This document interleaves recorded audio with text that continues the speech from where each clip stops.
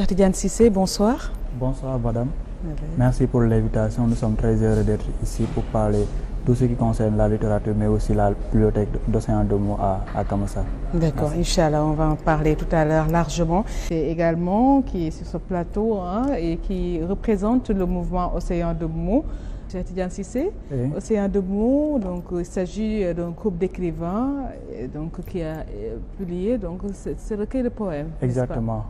Nous sommes un groupe d'écrivains, mais aussi de bonne volonté, engagés pour le développement du pays. Et nous sommes convaincus que de par l'écriture, de par les mots, mais aussi de par les actes, on peut participer sur la formation d'une jeunesse engagée, motivée et inspirée. C'est pour ces raisons-là que depuis la création du groupe, qui date du 19 mai 2020, on a pu mettre en œuvre des stratégies, mais aussi des actions voilà, qui sont dans le même champ que nos objectifs dont je viens de citer. Vous êtes basé où? C'est au niveau national. Niveau national, d'accord. Oui, parce qu'il y a des membres qui sont de Saint-Louis, d'autres qui sont de Dakar. Il y a des élèves étudiants, des professeurs. On peut dire que c'est un métissage de personnes voilà, de différentes zones. Il y a même des étrangers, mais qui sont tous engagés quand même pour le développement voilà, de la société en tant que telle. Parce que, comme je l'ai dit tout à l'heure, depuis 19 mai 2020, on a pu faire des activités d'abord à Matam, avec le coordinateur qui est là-bas, M. Babou Thiam. Aussi, on a fait la publication de notre premier recueil collectif qui date de 7 novembre 2021, préfacé par M. Pafay, édité par Édition Gorée. Et aussi, on a pu mettre en œuvre des activités d'ateliers d'écriture et de poésie à Thiès. Et tout récemment, on a mis en place avec des partenaires la première bibliothèque publique à Keur Massar. D'accord. Vous êtes appuyé par qui? Pour le moment, on n'a pas d'accompagnement. On peut dire qu'on est orienté certes par des personnes qui sont dans le milieu, dont je vais citer par M. Pafay, qui nous encourage, qui nous motive. Il y a aussi M. Semedo, qui aussi fait tout son possible pour nous motiver et nous encadrer pour qu'on puisse aller de l'avant. Pour le moment, on y va avec des stratégies et de combinaison des forces. Parce qu'il y a des personnes qui ont toujours œuvré pour équiper Keur Massar afin qu'elles puissent avoir une bibliothèque publique. Mais malheureusement, il n'y a pas les moyens. Certains ont un espace de 16, comme M. Kabou, qui est PDG de CADES, et Mme Sembène aussi, AFEDAP, qui œuvre pour le social, la petite enfance, les femmes, qui a des livres, elle aussi, mais qui n'a pas un lieu. Et nous qui ont la logistique, c'est-à-dire déjà des programmes de formation et tout, on a mis en œuvre toutes ces connaissances-là, toutes ces forces-là, parce que comme on dit, quand vous n'avez pas de moyens, vous avez l'esprit. Et donc, on a combiné nos forces ensemble pour mettre en place la bibliothèque à Keur Massar qui est à EAFM en face du SEM Castor Sotrac, même alignement que le lycée de Keur Massar Sud, depuis le 24 septembre 2022. Voilà, il s'agit d'une bonne initiative, c'est une larguée.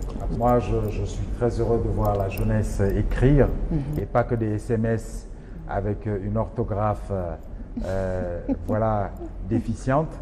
Je vous félicite. Vous êtes un jeune, je l'ai été. Je vois en vous la relève, la future génération. Je pense qu'écrire c'est bien et je suis content que vous commenciez par les poèmes. La poésie ne se vend plus beaucoup. Elle a des déclinaisons comme le slam. Peut-être que vous devriez slammer vos poèmes. Je suis content aussi que ça se passe au niveau national parce que c'est des jeunes qui se réunissent. Et c'est dans l'union qu'on a la force. Donc vraiment, je vous félicite, je vous encourage. Voilà. Donc essayez-vous à l'écriture. Je pense avec bonheur. Continuez, bravo. Merci. Tout à fait. En tout cas, Océan de Mo, beaucoup. Il s'agit de combien de jeunes écrivains qui ont produit ce livre? Pour ce livre-là, il y a une vingtaine de personnes voilà, qui ont participé sur la rédaction de ce livre, composé de femmes et de garçons aussi, parce que l'objectif était aussi c'est-à-dire de pousser les jeunes à écrire des livres solo, c'est-à-dire des livres personnels. Mais certains ne connaissent pas le chemin ou bien n'ont pas la motivation supplémentaire. Mais avec cet ouvrage publié depuis 7 novembre 2021. Pas mal d'auteurs qui sont dans Océan de mots ont pu publier leur recueil juste après. Parce que après, ça les a montré le chemin en quelque sorte. Donc l'objectif était de développer cette confiance en soi. Parce que souvent, on a tendance à penser que pour écrire un livre, un roman ou un recueil de poèmes, il vous faut 20 ans de carrière, 20 ans d'expérience. Alors que souvent, il faut aussi extérioriser ce que vous avez dans le cœur, parce que ça peut servir toute personne. Parfois, vous écrivez quelque chose dont vous estimez ne pas avoir de sens, alors que l'autre personne qui le lit, il trouve son compte. Et ça peut lui motiver, ça peut l'encourager à aller de l'avant. Océan de mots, on a commencé avec des citations qu'on écrivait sur les réseaux sociaux, des poèmes qu'on écrivait, qu'on publiait. Et après, on s'est dit, attendez, on écrit, on partage. Pourquoi pas regrouper tous ces poèmes-là, les faire en recueil poétique, mais on ne va pas le faire n'importe comment. On va être accompagné par des messieurs, des personnes qui sont dans le milieu et qui s'y connaissent, voilà, qui pourraient nous aider.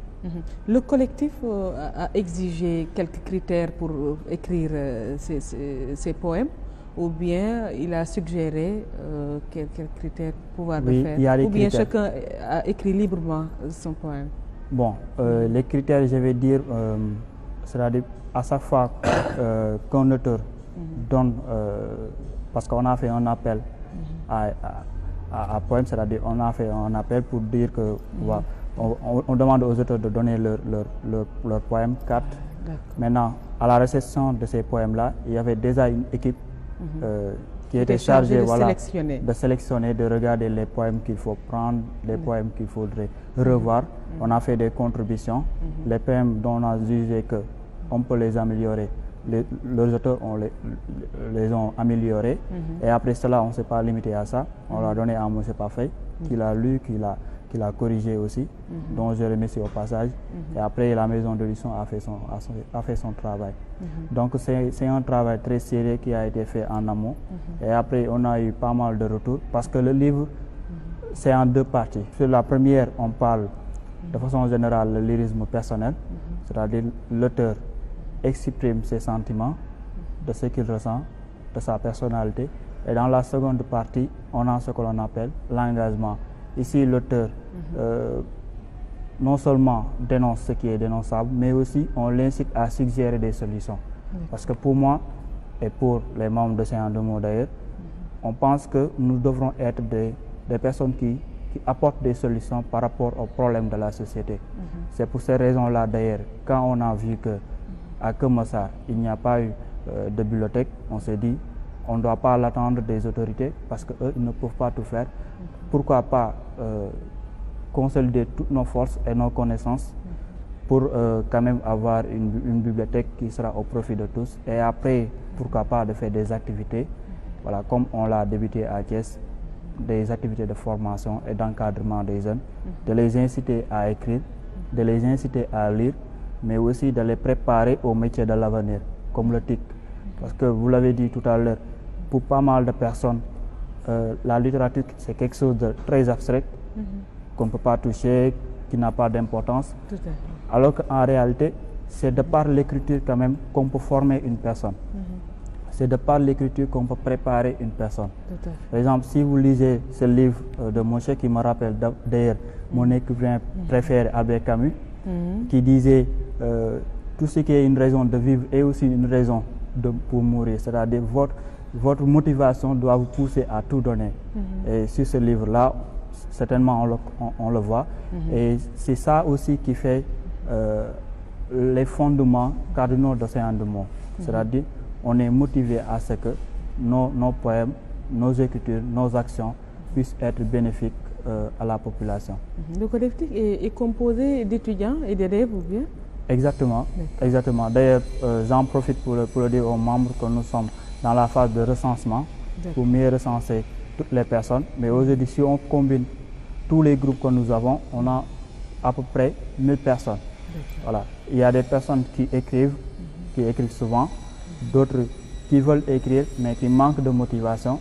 Et sur le panel, à chaque fois, on essaie d'inciter ces personnes-là à écrire, de dire ce qu'il ressent. Parce que, comme je l'ai dit tout à l'heure, aujourd'hui, tout commence par l'écriture. Si vous êtes capable d'exprimer ce que vous ressentez, alors qu'après, on peut vous critiquer, après, on peut vous dire, ouais, ceci, cela, ça veut dire que, quelque part, vous êtes préparé à mettre en place votre entreprise. Quelqu'un qui n'a pas peur d'écrire, n'a pas peur de mettre en place son entreprise, quelque part. Donc, si vous incitez votre enfant à écrire, à publier, vous le préparez à développer son développement personnel. Parce que certains vous diront, mais vous êtes très jeune pour écrire un livre. Mais vous lui dites, c'est ce que je ressens, c'est ma façon de voir le monde, je suis prêt à encaisser et je suis prêt aussi à m'améliorer pour que la prochaine fois ça soit meilleur. Donc, on appelle tous les membres d'Océan de Mo et pas que à avoir confiance en eux et d'œuvrer aussi pour le développement du Sénégal parce qu'en tant que jeunes, nous devons quelque chose à la population sénégalaise parce que j'écoutais souvent un monsieur dire je suis formé par l'école nationale sénégalaise, par le public. Quand j'étais étudiant aussi, l'État nous donnait des bourses. Donc, quelque part aussi, si vous avez de la connaissance, quelque chose que vous pouvez mettre au profit de la population, il ne faut pas tarder à le faire. Donc, Océan de Mo, c'est l'engagement qui le définit en quelque sorte. Et c'est ce qu'on voit également sur ce livre. Voilà. Il y a des critères d'âge ou bien il y a quel est le niveau des élèves qui peuvent donc participer à ce collectif? Bon, pour participer... Vous êtes élève étudiant? Étudiant. Étudiant, Ouais. d'accord. Pour participer dans Océan de Mo, il n'y a pas de limite d'âge, mais quand même, on ne mélange pas les choses. C'est-à-dire, déjà, si quelqu'un veut être membre, on lui demande de s'inscrire sur une plateforme. On l'a tout récemment mis en place où la personne s'inscrit de par un lien et après on acquiert ces informations et après on envisage quand même, et avec l'espace que nous avons de par la grâce de Dieu à Keur Massar, de faire des activités ciblées, des activités pour enfance, des activités pour adultes. On peut pas, parce que aussi, on ne peut pas mélanger quelque part des activités de formation en entrepreneuriat pour des élèves en classe de 3e. Ils ne sont pas, peut-être ils ne sont pas prêts, matures. Il faut un travail au préalable, peut-être les parler de qu'est-ce que c'est le leadership. Parce que pour moi, le leadership, on peut l'enseigner à la petite enfance peut-être pour que l'enfant puisse être capable d'avoir confiance en lui, d'écrire, de parler, même s'il bec parfois. Donc c'est ça. Si on a les critères de la personne, on lui cible des activités qui se tiendront, par exemple à Thiès, de les pousser à venir pour faire la formation. Et j'en profite aussi pour remercier les personnes de bonne volonté qui nous accompagnent, parce que souvent on lance des activités de formation. Il y a des personnes qui viennent pour les faire de façon gratuite, pour former des jeunes, une vingtaine, parfois trentaine, et aussi sur les panels. Dans les groupes, il y a des messieurs qui viennent pour former les jeunes, pour les inciter aussi à avoir confiance en eux, à écrire, mais aussi à entreprendre. En tout cas, nous vous encourageons, Cheikh Tidiane Cissé. Merci. Voilà, un grand merci à vous aussi d'avoir participé à cette émission Cercle des Arts. Merci beaucoup donc à M. Ousseynou Nar Gueye. Merci à vous, Cheikh Tidiane Cissé. Un grand merci du côté technique à Jacques Gabriel Préra.